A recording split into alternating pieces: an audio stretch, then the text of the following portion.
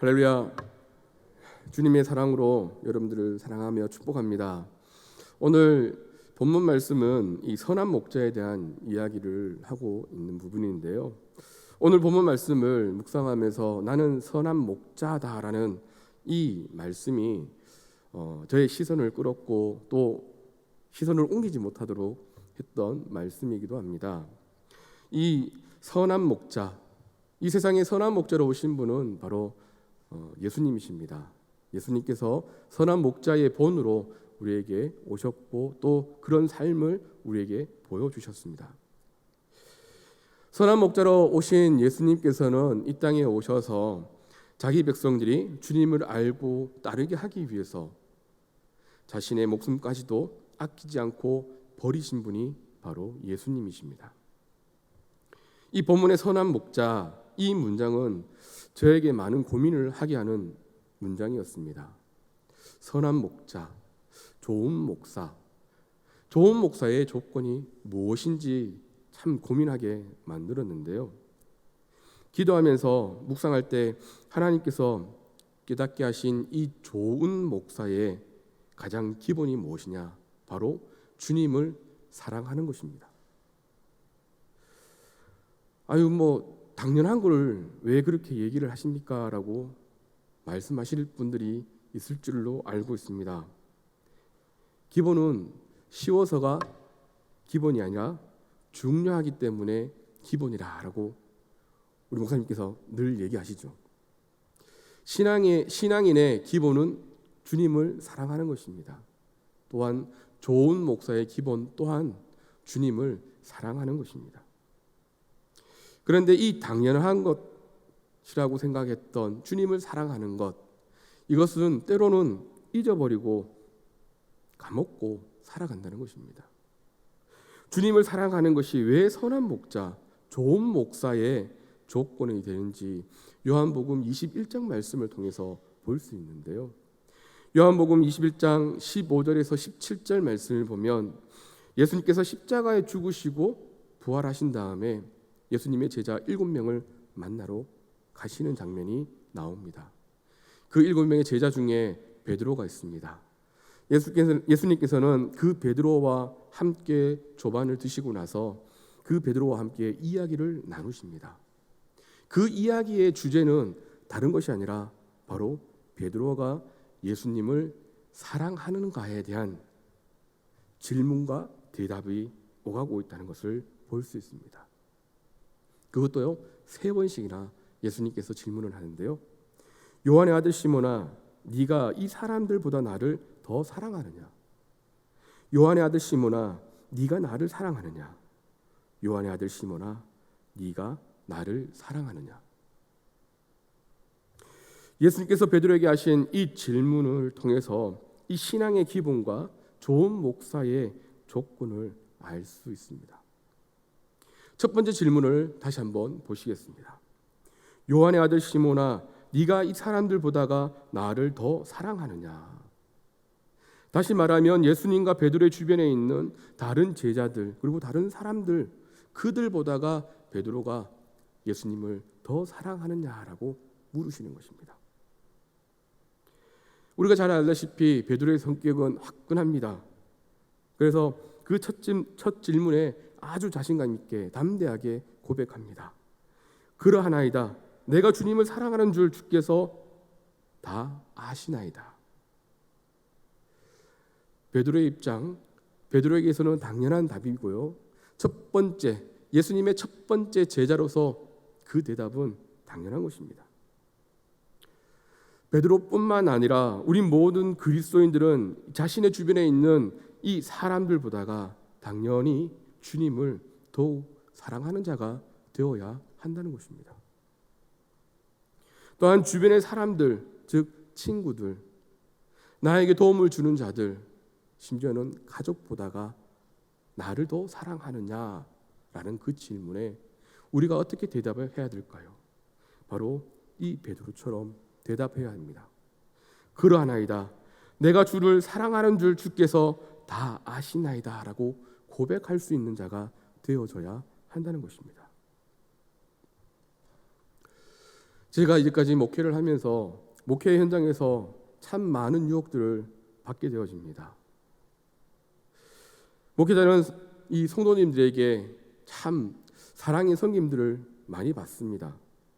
그러다 보니 주님보다가 다른 것에 더 관심을 갖게 되어질 때가 있더란 것입니다. 더 큰 사랑을 기대할 때가 있고요. 또 필요를 채워주는 사람들에게, 또 나와 함께 좋은 관계를 유지하는 사람들에게 더 마음이 가고, 그러한 유혹들에 빠지기 너무 쉽다는 것을 알게 되어졌습니다. 이런 가운데 진짜 중요한 주님을 사랑하는 것을 잊게 되어진다는 사실입니다. 주님을 사랑한다고 말하지만 이러한 상황들이 계속되어지고 그런 유혹에 빠지게 되어지면 주님보다가 다른 것에 우리의 마음을 빼앗기기 쉽다는 것입니다. 그러면서 사랑의 그 섬김이 당연한 것으로 여겨지게 되어지고요. 때로는 그보다 더 큰 것을 기대할 때가 있고요. 욕심이 생기면서 결국은 삭군이 되어진다는 것입니다. 그래서 목사는 늘 자신이 주님을 사랑하고 있는지를 돌아볼 줄 아는 자가 되어져야 합니다. 늘 내가 하나님을 사랑하고 있는지 자신을 체크할 수 있는 자가 되어져야 한다는 사실입니다. 두 번째 질문입니다. 요한의 아들 시몬아, 네가 나를 사랑하느냐? 주님의 물음에 베드로는 주님, 그러하나이다. 내가 주님을 사랑하는 줄 주님께서 아시나이다 라고 답변을 합니다. 오늘 이 두 번째 질문을 이렇게 보시면 더 쉬울지도 모르겠습니다. 요한의 아들 시몬아, 너 자신보다 나를 더 사랑하느냐? 사람은 누구든지 자신을 본능적으로 가장 사랑합니다. 그 누구보다도 더 사랑하는 것은 자신입니다. 그런데 주님을 따르면 자기 자신보다가 주님을 더 많이 사랑해야 하는 것이 당연한 것입니다.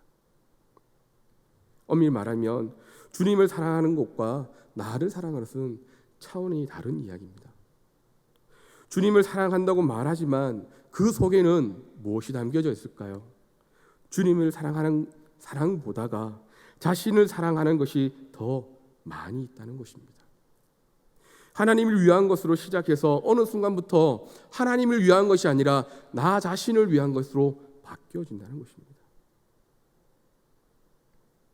하나님이 앉아 계셔야 할 그 자리에 내가 앉아 있는 것이죠. 주님을 사랑한다면 능력을 행하고도 섬김을 받을 때 더 겸손해야 합니다. 그런 유혹에 넘어가지 않기 위해서 늘 하나님을 바라보고 하나님을 더욱더 사랑하는 모습들로 살아야 한다는 것입니다. 그것은 자신이 받아야 할 영광이 아니라 하나님이 받아야 할 영광이기 때문입니다. 그리고 그 자리를 주님께 드리는 자가 되어져야 한다는 사실입니다. 세 번째 질문입니다. 요한의 아들 시몬아, 네가 나를 사랑하느냐? 이 세 번째 질문은 이렇게 보셨으면 좋겠습니다. 예수님께서 베드로에게 안전하고 편안할 때, 평강이 넘칠 때 나를 사랑하느냐가 아니라 예수님을 부인한 그때와 같은 상황에서 생명의 위협이 있을 때, 불리하고 어려운 상황 속에서도 여전히 나를 사랑하느냐라는 질문입니다. 이 질문에 진정으로 주님을 사랑하는 자라면 베드로의 이 마지막 답변과 같은 고백을 할 줄 아는 사람이 되어야 합니다. 베드로가 마지막에 그 질문에 이렇게 대답을 합니다. 근심하여 이르되 주님, 모든 것을 주님께서 아시오매 내가 주님을 사랑하는 줄 주님께서 아시나이다. 베드로가 왜 여기에서 근심하였을까요? 무엇 때문에 근심하며 예수님께 대답을 하고 있을까요? 이 마지막 질문을 통해서 베드로는 자신의 옛 모습을 떠올리기 시작했다는 것입니다. 예수님을 부인하지 않겠다고 호언장담했던 자신의 부끄러운 모습이 기억났기 때문에 베드로는 근심할 수밖에 없었다는 것입니다. 나약하고 어리석고 오만방자했던 자신의 모습이 기억났습니다. 또 지금 예수님께서 분명히 부활하실 거라고 하셨는데도 그 말씀을 믿지 못하고 실망과 절망으로 고향으로 돌아가서 물고기를 잡고 있는 자신의 참담한 심정, 자신의 마음을 자기 자신보다가 더 잘 알고 계시는 예수님 앞에 서 있는 자신의 모습이 말로 표현하기 힘들 만큼 부끄러운 모습들이 베드로가 알게 되어졌기 때문입니다. 그래서 베드로는 근심하여 이르되 주님 모든 것을 아시오매 내가 주님을 사랑하는 줄 주님께서 아시나이다 라고 고백하고 있는 것입니다. 이처럼 조은 목사는 자신의 부끄러운 모습을 기억하고 겸손할 줄 아는 사람입니다. 자신의 부끄러운 모습을 주님께서 알고 계시다는 그 사실들을 기억하고 자신의 잘못된 그 모습을 인정하고 하나님께 고백하는 자, 모든 순간에 모든 상황 속에서 주님만을 사랑하기 위해 끊임없이 믿음의 몸부림을 칠 수 있는 자가 되어져야 합니다. 주님을 사랑하는 자는 주변에 있는 그 어떤 사람보다가 주님을 더 사랑해야 하고, 그리고 그 무엇보다가 주님만을 온전히 사랑하는 자만이 자신에게 주어진 모든 일을 감당하게 하신 분도 하나님이시고 그 일을 감당할 수 있는 힘과 능력을 주시는 분 또한 하나님이라고 고백할 수 있는 자가 되어지기 때문입니다. 이렇게 주님을 사랑하는 자만이 자신에게 맡겨진 일들을 욕심을 내지 않고 교만하지 않고 겸손하게 감당할 수 있기 때문입니다. 이렇게 주님을 사랑하는 자에게 예수님께서 말씀하십니다. 무엇이라고 말씀하시냐면 내 양을 먹이라, 내 양을 치라라고 말씀합니다.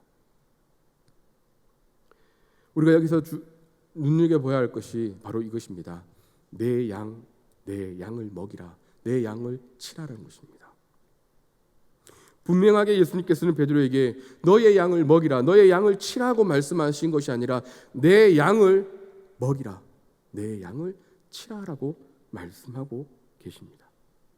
다시 말해서 목사는 주님의 양을 맡은 자입니다. 그런데 주님을 사랑하는 것을 잊어버리면 주님께서 목사에게 맡겨주신 그 양을 마치 자신의 양처럼 착각할 때가 있다는 것입니다. 내가 성경 공부를 하고 양육 프로그램을 통하여서 그들을 양육했고 내 양으로 만들고 내 제자로 만들려고 하고 내 안에 거하도록 만들고 내가 다스릴 수 있고 내 말에 순종하는 양으로 만드는 것이 마치 주님의 양으로 사는 것이라고 훈련시키는 자가 된다는 것입니다. 조은 목사는 지금 이러한 모습이 나에게 없는지 있는지 살펴봐야 하고 두려운 마음으로 돌아보아야 한다는 사실입니다. 목사는 분명하게 하나님께서 맡기신 양을 먹이고 치는 종이라는 것을 잊지 않아야 합니다. 하나님께 받은 그 사랑으로 하나님을 사랑하고 또 양을 사랑하는 것이 좋은 목사입니다. 좋은 목사는 이 땅에 우리의 목자로 오신 예수님의 모습을 닮아가는 자가 좋은 목사입니다. 예수님께서는 목자로 어떻게 했는지 우리에게 잘 보여주시는데요.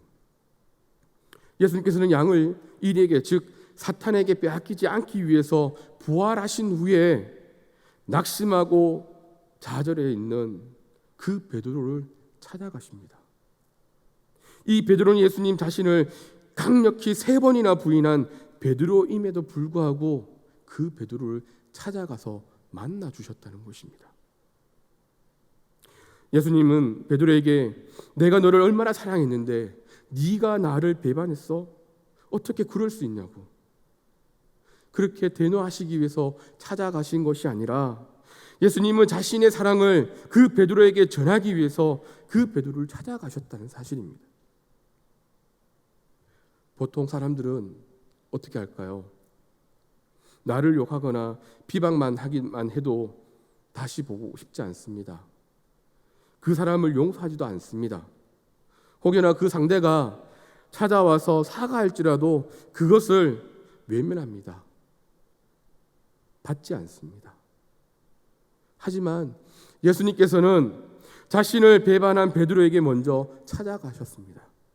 그리고 다구는 소리에 가슴을 치며 통곡했던 그 베드로의 마음을 예수님은 알고 계셨기에 그를 위로하시고 다시금 하나님을 향한 그 사랑을 회복하게 하셨다는 것입니다. 예수님께서는 베드로를 사랑 나누는 어부의 삶, 양을 치는 목자의 삶으로 세우셨다는 것입니다. 나는 내 양을 알고 양도 나를 아는 것이 아버지께서 나를 아시고 내가 아버지를 아는 것 같으니라고 말씀하고 있습니다. 이 말씀처럼 예수님은 베드로를 아셨고요. 베드로는 자신을 찾아오신 그 예수님을 알았습니다. 그리고 예수님은 그 베드로에게 자신의 양을 맡기셨다는 사실입니다. 좋은 목사의 조건은 주님을 사랑하고 그 사랑을 아는 사람입니다. 예수님은 자신을 모른다고 3번이나 부인한 이 베드로를 사랑하신 것처럼 죄인인 나이지만 그럼에도 불구하고 여전히 예수님은 나를 사랑하고 계신다는 것을 믿는 자입니다. 양들에게 먹이를 주고 돌보아주는 목자의 목소리를 알고 있는 것, 이것은 결코 쉬운 일은 아니죠. 그냥 먹인다고 해서 되는 일은 아닙니다. 양을 먹이고 친다는 것은 양들과 함께 동고동락을 한다는 것을 의미합니다. 함께 지내기 때문에 매 시간마다 그 양과 함께 있기 때문에 내 양이고 내 목자인 것을 안다는 것입니다. 이스라엘 목자들은 양들이 먹기 위해서 먼 길을 떠나 밖에서 양들과 함께 지내는 것이 이스라엘의 목자들의 삶이었습니다. 늘 좋은 풀을 찾아서 목자들이 떠나가고 그 양들을 좋은 풀을 먹이는 것이 목자의 일이었습니다. 또한 들짐승들이 양들을 해하지 못하도록 그 들짐승과 늘 끊임없이 싸움을 해야 한 그 고단한 삶을 살았던 것이 목자의 삶이었습니다. 이처럼 주님의 양을 맡은 목사는 하나님의 양떼를 잘 먹여야 합니다. 이사야 40장 11절 말씀에 보면 그는 목자같이 양떼를 먹이시며 어린 양을 그 팔로 모아 품에 안으시고 젖먹이는 암컷들을 온순히 인도하시리로다 라고 말씀하고 있습니다. 좋은 목사는 하나님이 주시는 그 말씀으로 양을 먹이는 자입니다. 건강하게 그 양들이 좋은 것을 먹고 잘 자랄 수 있도록 먹여야 한다는 것입니다. 그리고 힘없고 연약한 자들을 보살필 줄 아는 자가 되어져야 합니다. 주님께서는 죄로 인해서 죽을 수밖에 없고 연약한 우리를 모아서 품에 안아주신 것처럼 주님의 은혜와 사랑으로 품고 안아줄 수 있는 목자가 좋은 목자라는 사실입니다. 또한 좋은 목사는 젖먹이는 암컷들을 온순히 인도하는 자와 같다는 것입니다. 젖먹이는 암컷들은 모두가 예민합니다. 신경이 항상 곤두서 있습니다. 왜 그럴까요? 젖먹이는 새끼가 있기 때문입니다. 해를 입을까 봐, 들짐승들이 와서 자신의 새끼를 잡아갈까 봐 늘 신경이 곤두서 있습니다. 그래서 조그만 상황이 이상해지면 그 어미가 들어박습니다. 이처럼 이 믿음의 공동체 안에는 이런 사람들이 분명히 있습니다. 어떠한 상황이 되면 들어박는 사람들, 그런 암컷 양을 목자가 조심히 먹이고 이끄는 것처럼 그러한 사람들을 품고 안아주고 이끌어줄 수 있는 자가 좋은 목사라는 사실입니다. 좋은 목사는 어떤 상황에서도 주님의 말씀에 순종하며 양을 먹이고 치는 자입니다. 정말 주님을 사랑한다면 주님께서 원하시는 삶을 살아가기 위해서 끊임없이 몸부림치고 그렇게 살아가야 한다는 것을 말하는 것입니다. 데살로니가전서 2장 10절 말씀에처럼 거룩하고 옳게 행하였던 그 바울의 모습처럼 본이 되는 삶을 살아야 한다는 것입니다. 선한 목자는 양들의 힘들고 어려운 삶을 나는 모른다. 너 마음대로 살아라. 그것이 아니라 어디가 아픈지, 무엇이 힘든지, 어떠한 도움의 손길이 필요한지 양들의 모든 것을 세밀하게 살피는 자임이라는 사실입니다. 코로나로 인해서 지금이 참 그리스도인으로 사는 게 너무나 힘듭니다. 교회 나가려면 회사 그만두라고 말하는 그 시점이죠.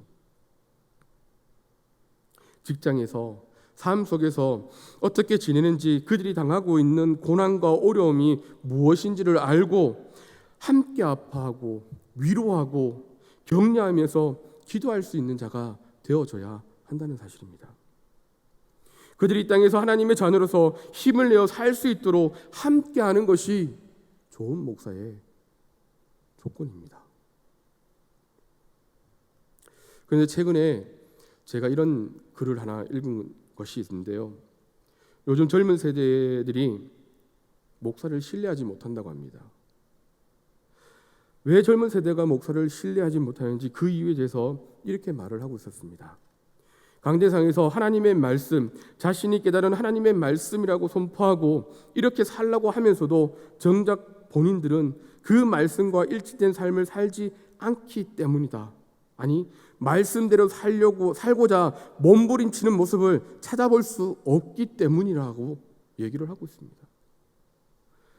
또 어떤 종교학자는 이렇게 말합니다. 제가 그 글들을 그냥 그대로 읽어드리겠습니다. 요즘 인터넷을 통한 설교의 홍수 시대라 교인들도 웬만한 설교에는 감흥이 없습니다. 교회 버전의 기복 설교, 윤리 설교는 교양 서적 또는 타 종교의 가르침과 차별되기가 힘듭니다. 교인들의 수준이 높아져서 목사도 메시지 포장을 그럴싸하게 잘해야 한다. 그렇다 보니 진짜인 것처럼 행세하는 가짜가 양산된다. 삶 따로 설교 따로인 목사가 많아진 이유입니다. 속아서는 안 됩니다. 설교를 아무리 잘해도 거짓 수도 있고 복음을 외치는 것 같아도 참이 아닐 수도 있습니다. 요즘 설교 잘하는 목사라면 교인이 마구 몰립니다. 거기에 나만 은혜 받으면 돼, 메시지만 좋으면 돼라는 극도의 이기심이 숨어 있습니다. 그러한 분류에게는 목사의 실체나 교회의 방향성은 별로 중요하지 않습니다. 이미 타인과 교계 전체를 아우르는 시각을 상실했기 때문입니다. 이제 말이 아닌 삶으로 목회를 증명하는 목사가 더 귀합니다. 설교 잘하는 목사 말고 설교한 대로 살아가려는 목사를 찾아야 합니다. 크고 시스템을 잘 갖춘 교회보다 행사를 많이 하는 교회보다가 성경의 의미를 쫓고 그 가치를 실제로 선택해 나가는 교회가 좋은 것입니다. 이 글을 읽으면서 참 부끄러웠습니다. 나도 이런 목사 중에 한 명이 아닌가? 그리스도인이라면, 하나님의 백성이라면 이렇게 사십시오, 이렇게 살아야 합니다 라고 앞에 서서 선포하고는 그건 나하고 상관없어, 나는 그냥 내대로 살 거야 라고 말하고 있는 저의 부끄러운 모습들을 발견했기 때문입니다.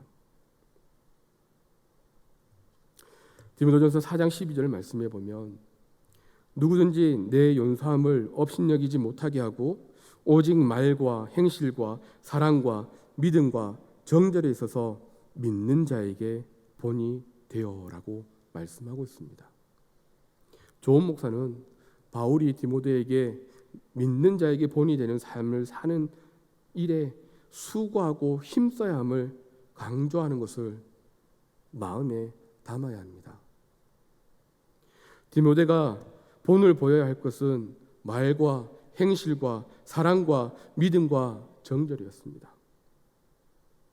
온라인과 현장에 말씀이 쏟아지고 말씀에 대한 거짓 정보가 가득하며 정결하고 절제된 삶의 가치가 바닥을 치고 있는 이 세대에서 말씀에 따라서 살고 예수 그리스도를 닮아가려고 몸부림치는 자가 되어야겠다는 그 마음을 갖게 되어졌다는 사실입니다. 예수님의 십자가의 죽음은 완성입니다. 하지만 예수님께서 많은 이들을 위해서 목숨을 바치는 것이 십자가의 죽음으로 끝내신 것이 아니라, 거기서 시작이 아니라 이 땅에 예수님께서 오시는 그 순간부터 우리를 위해 목숨을 바치고 계셨다는 사실을 우리는 기억해야 합니다. 예수님을 닮은 목사는 자신에게 맡겨진 양들을 위해서 목숨을 바치는 것, 이것은 오직 말과 행실과 사랑과 믿음과 정절에 있어서 믿는 자들에게 본이 되는 삶을 사는 것입니다. 어떠한 상황에도 어떠한 어려움 가운데서도 이렇게 살아가는 것이 참된 목회자의 삶이라는 것입니다. 사랑하는 성도 여러분, 이런 사랑과 믿음의 몸부림을 칠 수 있도록 기도해 주시기 바랍니다. 그리고 우리 울산제일교회 모든 목회자가 이러한 삶을 살아갈 수 있도록 더 열심히 기도해 주시기 바랍니다. 하나님이 보시기에 선하고 아름다운 목회자로서 이 땅에서 맡겨진 그 사역들을 잘 감당할 수 있도록 하나님을 사랑하고 하나님의 양들을 먹이고 칠 수 있는, 그리고 하나님의 그 양들을 위해 삶으로 신앙으로 본을 보여줄 수 있는 목회자들이 될 수 있도록 기도해 주시기를 바랍니다. 또한 주님의 자녀로 주님만을 사랑하는 저와 여러분들 되시기를 바랍니다. 삶에 있어서 하나님을 더욱 사랑하기 위해 몸부림치고 믿음 가운데 살아가기 위해 몸부림치는 하나님의 거룩한 백성들 되시기를 주님의 이름으로 축복합니다. 기도하시겠습니다.